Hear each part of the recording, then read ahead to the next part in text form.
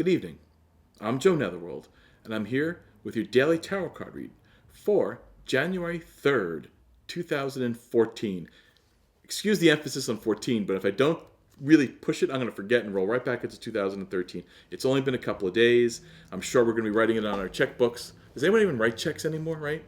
It's all electronic, and no one writes checks anymore. But I'm going to shuffle the cards. We're going to pick, well, I'm going to attempt to shuffle the cards. And we're going to pick one main card that's going to be today's signifier card, what today is all about. And that's important. We're just begun the year.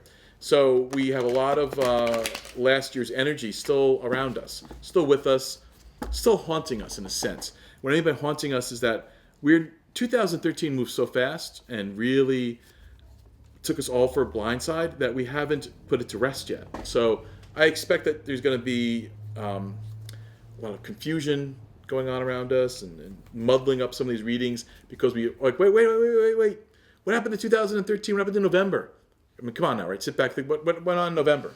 November seems like, how about March of 2013? It seems like it was yesterday. So we're going to deal with the 3rd of January of 2014 by comparing it to past and where we're going to.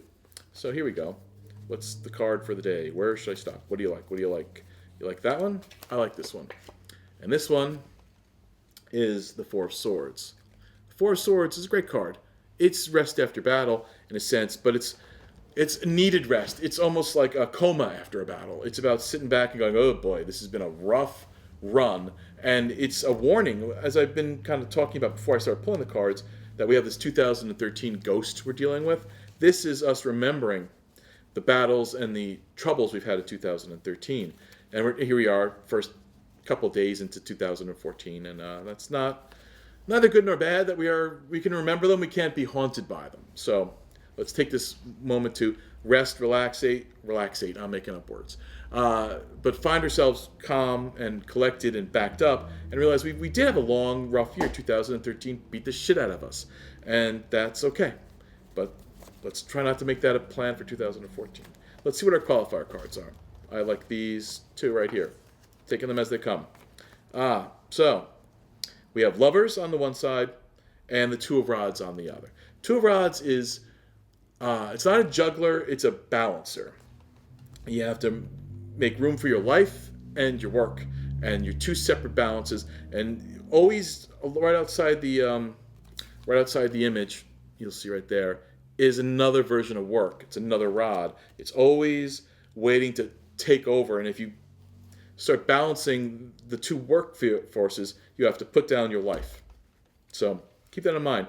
It's teaching you right now that if you want to have a life, because the Lovers are right here, and that's a powerful card. And Lovers, with next to the Two of Rods, is indicating in order to have a love life, in order to have someone in your life, if you want to put them there, you want to keep them there, you want to attract them to you, you have to learn balance. You have to learn that when things are done, they're done. And yesterday is yesterday. 2013 is 2013. Let it go. But we have to move on from there. And we have to keep this balance going. We have to keep, we want to bring Lovers in. Lovers' energy is a little bit manic and a little bit cryptic at the same time.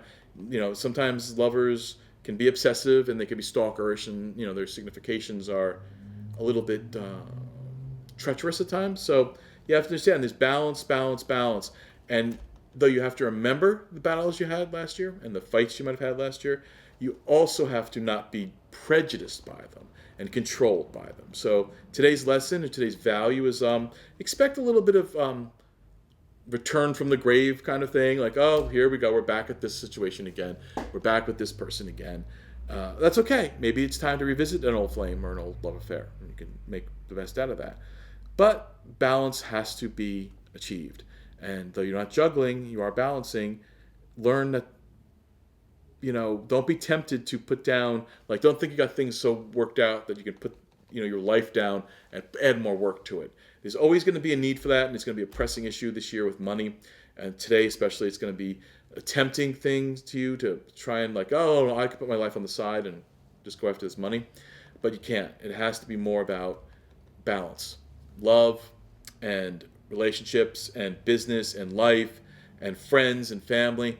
Balance is the key, because what it's reminding you of is, yeah, remember when you didn't balance things last year and you really weren't balanced last year, that you had to rest, you almost lost the battles almost killed you. This year is like before the battles get too far out of hand, you can't let them take too much from you. So let's leave you with that. Learn to find some balance. Learn today that you can remember your past, but you can't be doomed to repeat it. With that, I'm going to say goodnight. I'll see you again around midnight. Until that point, you have a magical day. And come look for me. I'm Joe Netherworld.